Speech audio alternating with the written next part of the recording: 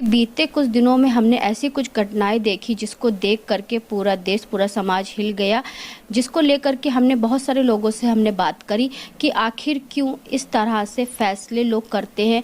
क्या जीवन को समाप्त करना इतना आसान है? नमस्कार, मैं अर्चना और आप देख रहे हैं हंगामा टाइम्स। हंगामा टाइम जिस तरह से आपको दिखा रहा है कि एक के बाद एक किस तरह से लोग लाइफ सुसाइड कर रहे हैं, किस तरह से लोग अपने जीवन को समाप्त कर ले रहे हैं, कि जीवन को जो इतना बड़ा भगवान ने दिया है उसको किस तरह से संभाल के रखा जाए। ऐसे कुछ बिंदुओं पे हम बात करने आए हैं। मनोवैज्ञानिक विशेषज्ञ से मधुरिमा प्रधान जी हमारे साथ में हैं, तो उनसे हम बात करेंगे कि आखिर जीवन को समाप्त करना इतना आसान क्यों है। क्योंकि कुछ लोग लाइफ सुसाइड भी कर रहे हैं, जैसे आप अतुल सुभाष है। बहुत सारे केस आप ऐसे देखते हैं कि जिनका नाम हम लेते नहीं हैं, लेकिन वो केस आपने देखे भी हैं, सुने भी हैं। तो मैम, आपसे पहला सवाल ये है कि एक आप जैसे मनोवैज्ञानिक हैं, तो उसको लेकर के किस तरह से आपका नज़रिया रहेगा कि क्या जीवन को समाप्त करना इतना आसान है? आखिर कैसे लोगों के दिमाग में आता है और लोग सुसाइड कर लेते हैं? धन्यवाद अर्चना जी। जीवन ईश्वर की दी हुई एक अनमोल निधि है, लेकिन आज ये देखने में आ रहा है कि लोग तनाव में आ रहे हैं तो उस जीवन का मूल्य समझ ही नहीं पा रहे हैं।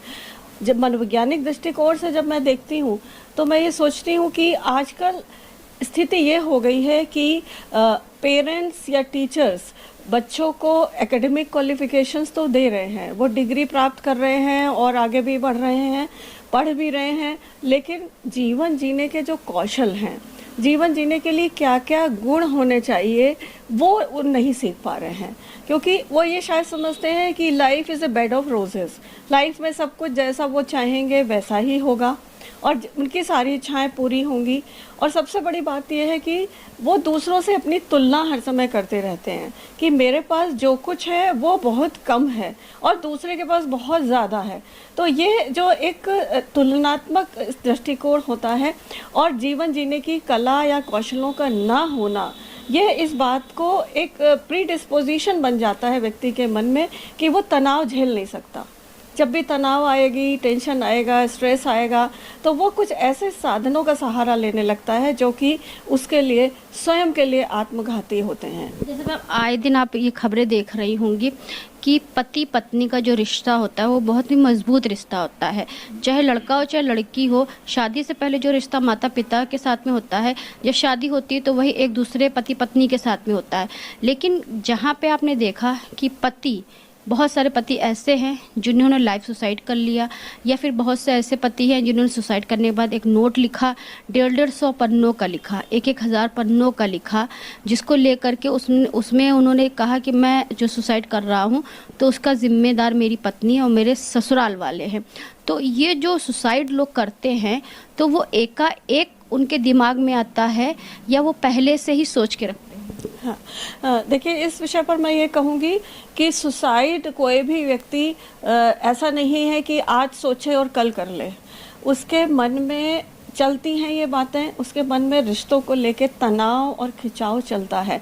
आपने पति पत्नी के रिश्तों की बात की कि पति पत्नी का रिश्ता बहुत सुदृढ़ होता है, स्पेशली जो हमारे भारत में पति पत्नी का रिश्ता बहुत मजबूत है।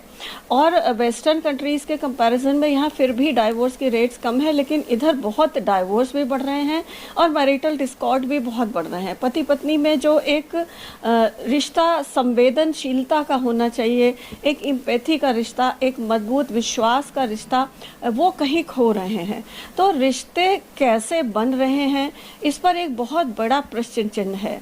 मनोवैज्ञानिक दृष्टिकोण से हम देखें तो हम ये पाते हैं कि जो रिसर्चेस हैं या अनुसंधान ये कहते हैं कि बचपन में जिस तरह का रिश्ता बच्चे का अपने माँ बाप से होता है, अपने माता पिता से, वो किस तरह से रिश्ते उसके बनते हैं, वो रिश्ते अगर वो ट्रस्ट के, सिक्योरिटी के रिश्ते होते हैं, उसको एक जो पूरी केयर माता पिता की मिलनी चाहिए वो मिलती है, अगर सिक्योर्ड अटैचमेंट स्टाइल होती है बचपन में, तो भविष्य में वो बच्चा रिश्ते बहुत गहराई से और ट्रस्ट वाले बनाता है।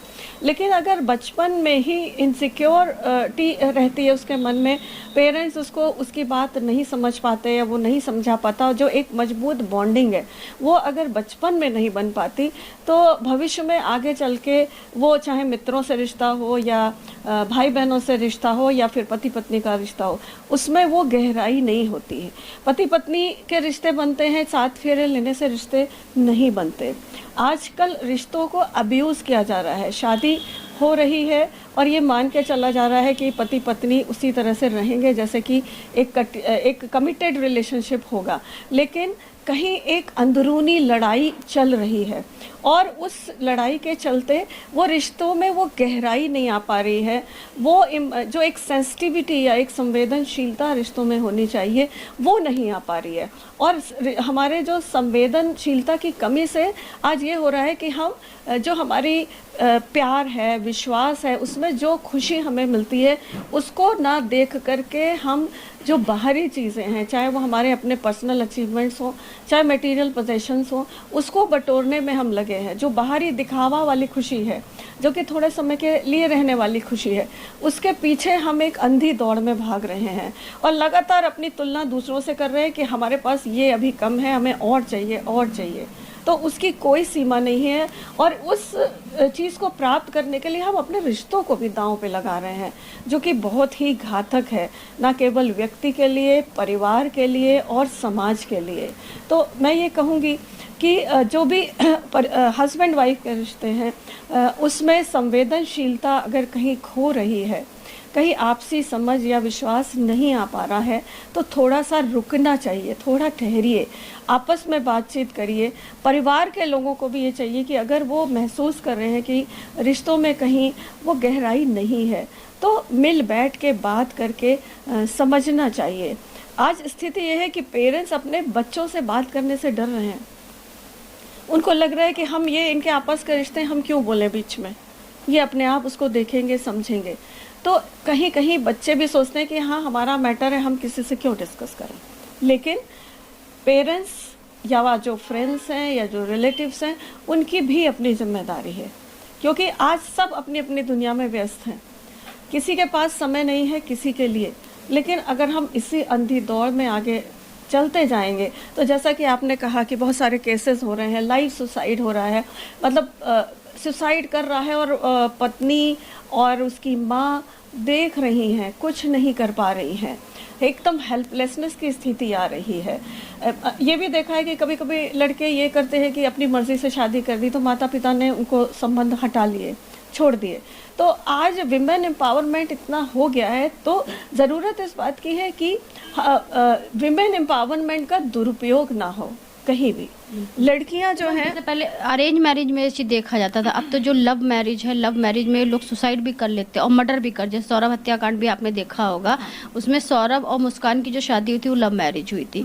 इसी के बाद जो चलते औरैया का एक केस आया था आपका, तो उसमें भी जो है प्रगति यादव ने जो है अपने पति का जो है मर्डर करा था। हाँ, देखिए लव जो है सिर्फ साथ साथ रहना, साथ साथ घूमना और एक पति पत्नी के रिश्ते में बंधना, वो प्यार नहीं है।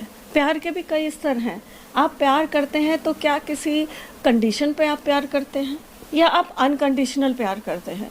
जब कंडीशनल लेवल पे आप प्यार करते हैं तो आप शर्तें लगाते हैं कि मुझे तुम ये दो तब मैं तुम्हें प्यार करूँगा, अगर तुम ये नहीं दे रहे हो तो मैं अपनी दुनिया अलग बना लूँगा।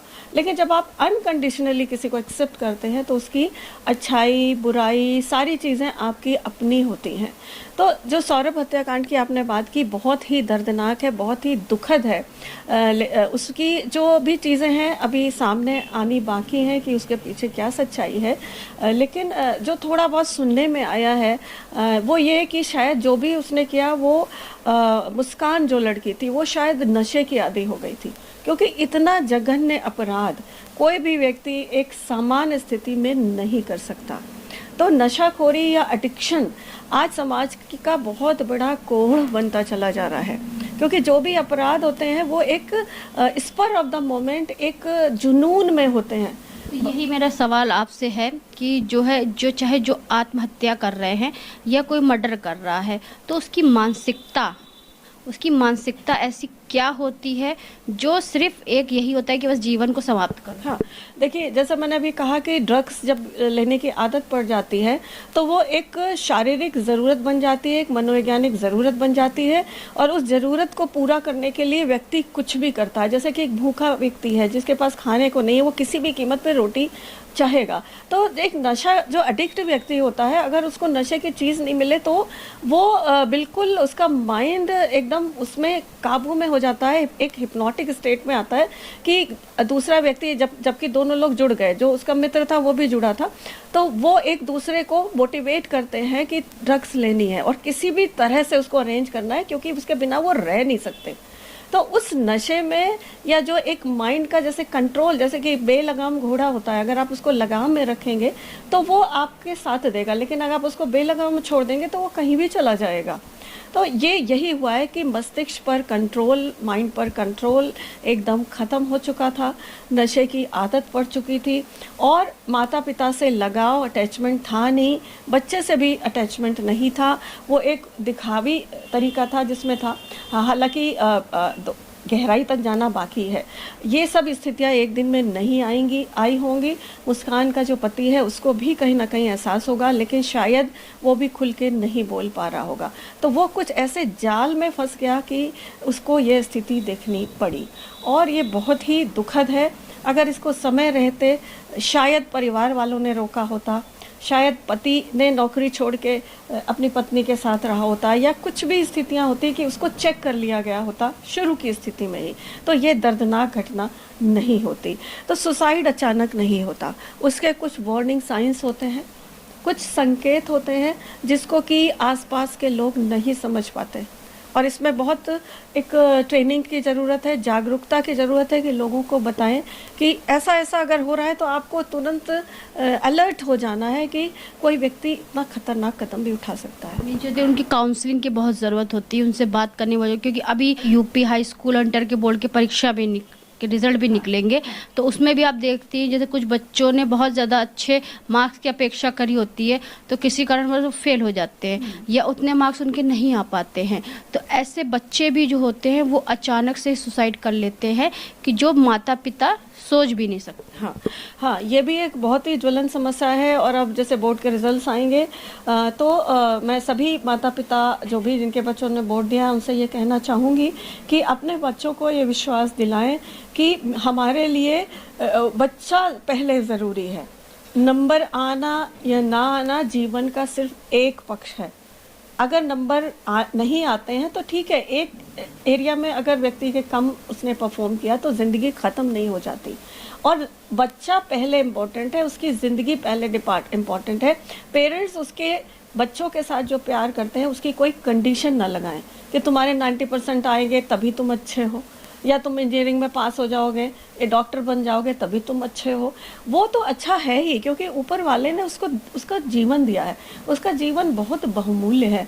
अगर माता पिता उसके साथ एक ट्रस्ट का रिश्ता रखेंगे, अपने बच्चे को सबसे पहले एक्सेप्ट करिए कि आपका बच्चा यूनिक है। ज़रूरी नहीं है कि वो और बच्चों की तरह परफॉर्म करे, ज़रूरी नहीं कि एक बच्चा अगर डॉक्टर इंजीनियर बन रहा है तो सारे बच्चे बने, हो सकता है उसके अंदर कुछ और गुण हो। तो सिर्फ नंबर से उसकी आइडेंटिटी को मत जोड़िए, और उसको प्यार से विश्वास दिलाइए कि जैसा भी रिजल्ट आएगा हमारे लिए वो एक्सेप्टेबल है। तो मैम आखिरी में चलते चलते सभी से क्या अपील करना चाहेंगे एक मनोवैज्ञानिक विशेषज्ञ के रूप में कि जीवन अनमोल है? हाँ, मैं ये कहना चाहूँगी कि अपनी जड़ों से जुड़े। माता पिता जो हमारी भारतीय परंपरा है उसमें इतनी बहुमूल्य बातें कही गई हैं, जैसे कि भगवत गीता में कहा गया है कि जो मन है वही आपका दोस्त है और मन ही आपका दुश्मन है। तो मन पर नियंत्रण करना बच्चों को सिखाएं कि जो छोटी छोटी चीज़ें आप जीवन में ले रहे हैं वो एक टेम्परेरी चीज़ है, और छोटी छोटी जो चीज़ें बाहर दिख रही हैं वो ही खुशी नहीं है। जीवन उससे भी बहुमूल्य है, और हर व्यक्ति में गुण हैं। उन गुणों को पहचानना, उनको निखारना, ये हर माता पिता का और बच्चों का कर्तव्य है। अगर आप एक एरिया में सक्सेसफुल नहीं हुए तो ज़रूरी नहीं आप हर एरिया में फेल हो गए, आप दूसरे एरिया में प्रयास कर सकते हो। अपने रिश्तों को कीमती समझें।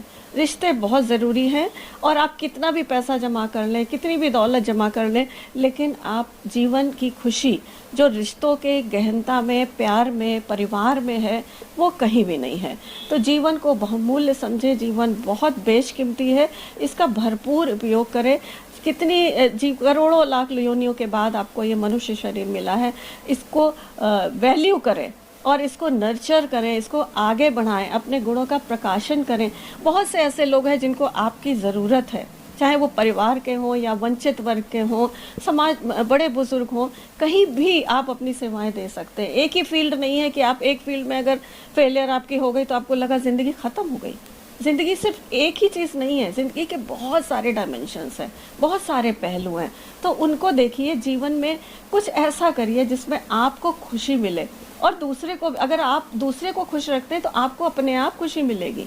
तो अपने पॉजिटिव इमोशंस को जगाइए, कुछ मीनिंगफुल काम करिए, अपनी क्षमताओं का विकास करिए, रिश्तों को अच्छा रखिए, और छोटी छोटी चीज़ों में खुशियाँ ढूंढिए। ज़रूरी नहीं कि आप बहुत बड़ा गोल बनाएं, छोटे छोटे भी लक्ष्य बनाइए और उनको प्राप्त करके खुश होइए, क्योंकि आपका जीवन आपके हाथ में है, आपकी मुट्ठी में है। तो आप किसी भी क्षण में अपने जीवन को संवार सकते हैं, सुधार सकते हैं, ट्रांसफॉर्म कर सकते हैं। यही मेरा संदेश है, ये मैं सबसे कहना चाहूँगी। तो ये थी हमारे साथ में मधुरिमा प्रधान जी, जो मनोवैज्ञानिक विशेषज्ञ हैं, जिनसे हम बात करने आए थे। बीते दिनों पे रिश्ते ऐसे तार तार हो रहे हैं, चाहे पति पत्नी के हों, चाहे आपका कोई रिश्ता हो, जिसको लेकर के लोग तुरंत सुसाइड कर लेते हैं, या ऐसा कोई षड्यंत्र रचते जिसको जो है मौत के घाट उतार देते हैं। तो जीवन अनमोल है, जीवन को लेकर के अगर आप चलते हैं तो जीवन है बहुत कुछ आप प्राप्त कर लेते हैं और अपने लक्ष्य की प्राप्ति करते हैं, क्योंकि भगवान ने जो जीवन शरीर दिया है हमें, वो बहुत ही अनमोल दिया है।